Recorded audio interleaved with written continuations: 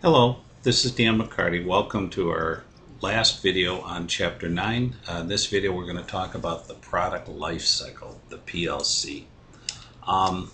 New products interface is just like a human being. They're born, they're introduced, they grow, they mature, and at some point they decline and they even die. When's the last time you saw a VHS tape? Or when's the last time you saw an 8-track tape? That's back in my era. So products do die and go away. So this is about the product life cycle and how the marketing strategy is different at different stages of the life cycle. You tend to market differently when you're in the introduction stage and, of course, when you're in the decline stage. So this is the product life cycle. This is the chart I want you to know very well. On the axis, on the vertical axis, we have sales and profits. On the horizontal axis, we have the 5 phases of a new product. Product development, you then introduce it, it grows, it matures, and then ultimately declines. The green line is sales and the red line is profits. Okay, so what does this chart tell us about new products? Well, first of all, product development is a area of investment. You lose money. You can see the profits are below the zero line. And that's because you have no sales yet you're incurring costs to develop the product. In the introduction stage, at first, your losses get even worse because you're adding advertising, you're adding introductory costs, you're trying to get people to buy the product, yet your sales are just starting out. So for the most part, you lose money during the introduction stage. Growth stage is where you start to make some nice profits and your sales really start to take off. And this is a good stage because competition hasn't caught up with you yet. So you're making good money, the competitors aren't there yet. So growth is a great stage where the profits really start to jump up. Some people think profits are maximized during the growth stage. This chart kind of has it somewhere between growth and maturity. The maturity stage is where sales maxes out. So you actually reach maturity. Profits start to decline a little bit at this stage because competition starts to come in. If you have a good idea, then competition says, I want some of that, and they jump in with their version. So you end up starting to decline a little bit. Then your product, as it becomes old news, the sales start to drift off and maybe new and improved products come out. You start to decline and your profits start to drift down with that. So marketing in the introductory phase is very much aggressive spending without concern for taking, you're going to be taking a loss, so you have to realize that's part of it. You start to pull back the marketing support once you're over the introductory stage and have normal levels of marketing and growth and maturity.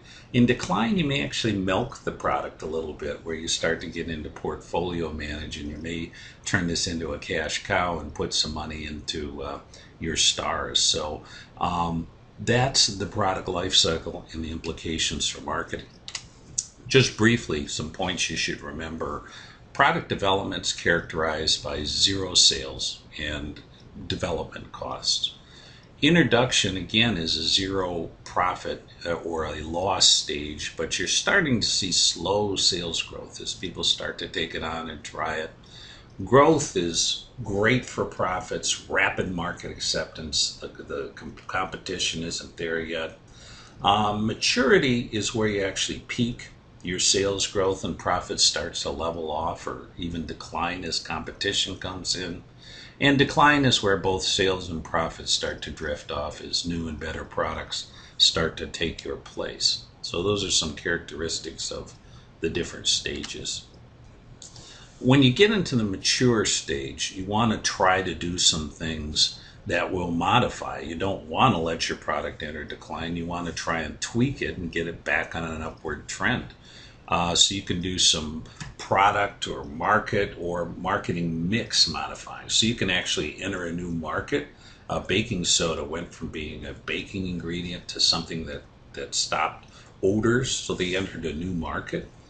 They can change the product. Okay, if it's say a high-fat product, they can come out with a low-fat version to keep it going, and you can change the marketing mix to try and tweak it. The decline stage, you have a decision to make. You can either maintain the product, you can either harvest or milk the product, or you can drop the product. And a lot of times that becomes a financial decision. But very often declining products can be a good source of funding for your rising stars in the company. So that's where you make the decision to continue it, to milk it, or to drop it. Some products make miraculous recoveries. They turn around, not this one, bubblegum cigarettes is dead for good, but Arm & Hammer, the baking soda people, they used to be an ingredient in making bread from scratch, and who does that anymore? Well, now they use it to get smells out of the refrigerator. They use it to cleanse things. They put it in toothpaste and baking products and laundry detergent. Old Spice used to be an old man's aftershave. My dad used to use Old Spice. Now it's a new and modern with the Old Spice guy, so it's had a renovation among young people. Mr. Clean went from being a floor cleaner to cleaning car products. Converse came back just as a stylish thing, so it's kind of a retro alternative to the $150 or $200 tennis shoes. So you can have products that go down and start to go in the decline part of the life cycle, and then you figure out a way to tweak it and get a whole new life cycle out of it. And those are rare, but they're fun. They're like a home run for marketers. One last point, some products go through an incredibly fast life cycle, particularly in the fashion industry. You have a fad, probably before your time, but the pet rock was a fad. People used to sell rocks and they were your pet, and you could get it just be a rock in a box. So they called it a pet rock for a while. Cabbage Patch Kids were real big for a while. So you sometimes have a fad that's over, and you can see the life cycle of a fad is very short. Fashion is a little longer, where things go in and out of style during different seasons. So this year tweed's in, and next year dark colors are in, and this year bright colors are in. So fashion's a little longer. Style, actually, over a period of time, is kind of always with us.